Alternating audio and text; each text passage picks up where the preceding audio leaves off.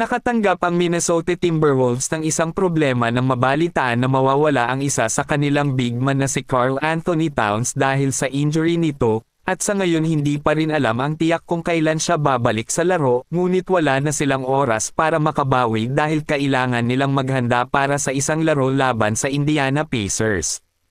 Hindi lang si Towns ang star player ng Minnesota, meron din na mga manlalaro ang maaasahan at isa na nga dyan si Anthony Edwards. Noong Huwebes, nagkaroon ng magandang laro si Anthony Edwards na nagbuhos ng 44.6 rebounds at 3 assists upang mapanatili ang kontrol ng Minnesota sa buong gabi. Ang Pacers ay hindi rin basta nagpapatalo lamang dahil nagawa nilang bawasan ng 17 points na abante na umabot pa nga sa 2 points na lang. Si Edwards nga ay nag-square up para sa isang free throw may 7 segundo ang natitira. Siya ay sumablay sa isa at ang Pacers ay tumakbo pababa sa court upang subukang makakuha ng isang laro-tying shot. Ngunit ito ay sinupalpal ni Anthony Edwards at tuluyan nga na nakuha ng Wolves ang panalo sa score na 113-111. Ito ay isa sa mga pinakamahusay na laro na nilaro ni Edwards sa buong season, at ito ay dumating sa isang ganap na kritikal na sandali. Sa ngayon ang Timberwolves ay kailangang lumaban para sa Western Conference sa kahabaan ng wala ang isa sa kanilang mga offensive superstar.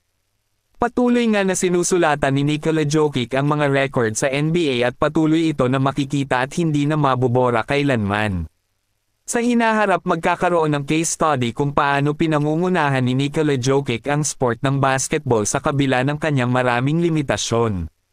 Hindi siya tulad ni Anthony Edwards na malakas tumalon, mag-dribble tulad ni Kyrie Irving, mag-dunk tulad ni Zion Williamson, mag-shoot tulad ni Stephen Curry o mag-bulldoze sa pintura tulad ni LeBron James. Gayunpaman, patuloy siyang nakakakuha ng mga numero hindi katulad ng sino man sa kasaysayan ng NBA.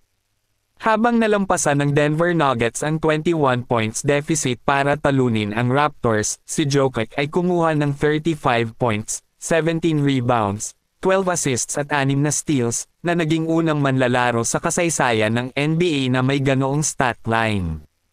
Sa kanyang ika-126 na career triple-double, lumapit din si Jokic kay Magic Johnson sa all-time leaderboard.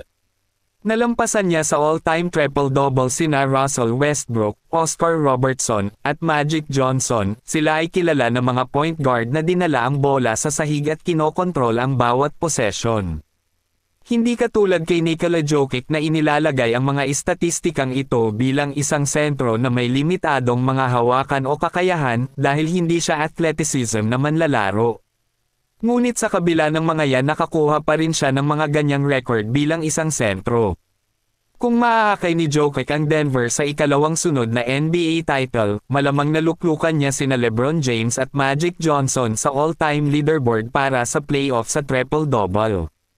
Siya rin ang magiging ikatlong manlalaro sa kasaysayan ng NBA na nanalo ng maraming titulo nang walang masyadong all-star teammate, na kasama sina Michael Jordan at Hakeem Olajuwon sa mailap na listahan.